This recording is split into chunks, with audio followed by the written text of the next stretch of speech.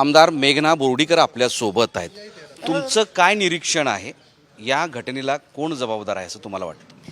हे बघा, जी घटना घडली, संविधानाचा अवमान करण्याचा प्रकार जो घडला तो निंदनीय आहे. आम्ही त्याचं समर्थन करत नाही.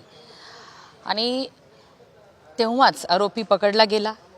सगळ्या आंबेडकरवादी संघटनांच्या सोबत प्रशासनाने शांतता कमिटी बैठक घेतली आणि ठरलं सुद्धा की दुसऱ्या दिवशी म्हणजे 11 तारखेला होणारा बंद हा एक निवेदन देईपर्यंत होईल आणि शांततेमध्ये सर्व बंद पुकारल्या जाईल. आणि त्याला सगळ्यांनीच जिल्हाभरातून चांगला प्रतिसाद मिळाला.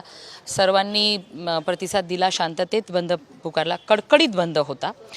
आणि मग सगळं शांततेत होत असताना केवळ शहराची, राज्याची शांतता भंग करण्याचा उद्देश ज्यांचा आहे त्यांनी हे प्रकार घडून आणलेत की काय अशी शंका मनात उत्पन्न होते. कारण की बौद्ध समाज शांतताप्रिय समाज आहे आणि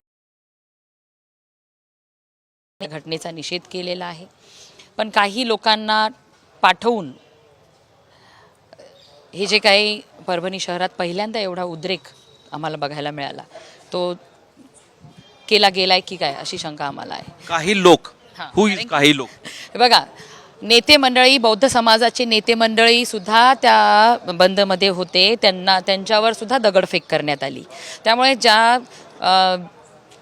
12-12:30 वाजेपर्यंत सर्व शांततेत चालू असताना आमच्या दोन्हीही सन्माननीय खासदारांनी, लोकसभेचे खासदार बंडू जाधव आणि फौजिया खान यांनी जे स्टेटमेंट दिल्लीहून दिले, अर्धवट माहिती घेता किंवा त्यांना जे काही अपेक्षित होतं ह्याच्या माध्यमातून ते त्यांना घडवायचं असेल किंवा करून घ्यायचं असेल म्हणून जे भडकाऊ स्टेटमेंट दिले, कदाचित त्या स्टेटमेंटमुळे तर ह्या लोकांनी, काही लोकांनी हे प्रकार घडून आणलेत की काय असं मला म्हणायचं आहे. त्यांनीच हे घडवून आणलंय, त्यांच्या स्टेटमेंटमुळं हे घडलंय असं तुमचं थेट म्हणणं आहे.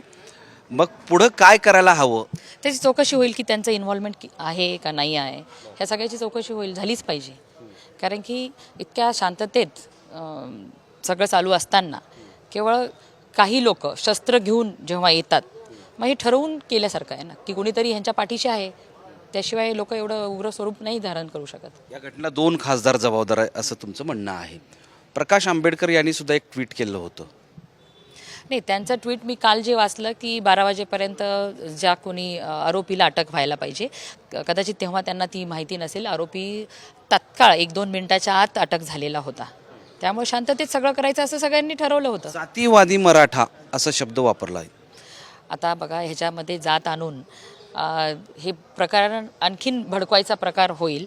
हे जातीवादी म्हणता येणार नाही. कारण की तो जो व्यक्ती आहे तो मानसिक रुग्ण आहे, त्याचे ट्रीटमेंटसुद्धा चालू आहे. हे सगळे डॉक्युमेंट कलेक्टरांकडे जमा पण केलेले आहेत पोलिसांच्या, मला जी काही माहिती मिळाली त्यानुसार. त्यामुळे ह्याच्यात जातीचा रंग आणू नये. आणि हे असे स्टेटमेंट देऊन मोठ्याल्या नेत्यांनी तर याला आणखीन भडकवण्याचं काम होतं आहे. तुम्ही 2 स्टेटमेंट नंतर तिसरा एक मुद्दा आलेला आहे की कलेक्टर आणि SP या घटनेला तितकेच जबाबदार आहेत असं व्यापारी म्हणताय, इथले नागरिक म्हणताय. ते जबाबदार आहेत. कारण की त्यांनी जेवढ्या अलर्ट व्हायला पाहिजे होतं, सतर्कता त्यांनी बाळगायला पाहिजे होती, ती बाळगली नाही. आणि दोघांमध्ये कम्युनिकेशन नसल्यामुळे हे प्रकार घडलेला आहे, एवढा वाढलेला आहे. त्यांच्यावर काय कारवाई व्हायला पाहिजे? कालच माझं मुख्यमंत्री महोदयांशी बोलणं झालेलं आहे. त्यांच्यावर कारवाई होईल, योग्य ती कारवाई होईल. व्यापाऱ्यांचं म्हणणं आहे की त्यांना बदलीच करून टाका. हो, बदली असेल, काही असेल, ते त्यांच्यावर कडक कारवाई होईल.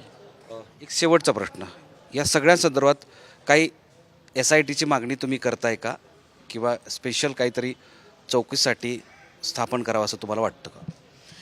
हां, SIT चौकशी झालीच पाहिजे. आणि आमचं लोकल पोलीससुद्धा किंवा आता IG सुद्धा इथं स्वतः कालपासून आहेत, ते पण सक्षम आहेत. ते पण तपास लावतील की खरं कारण याच्या मागचं मास्टर माइंड कोण आहे.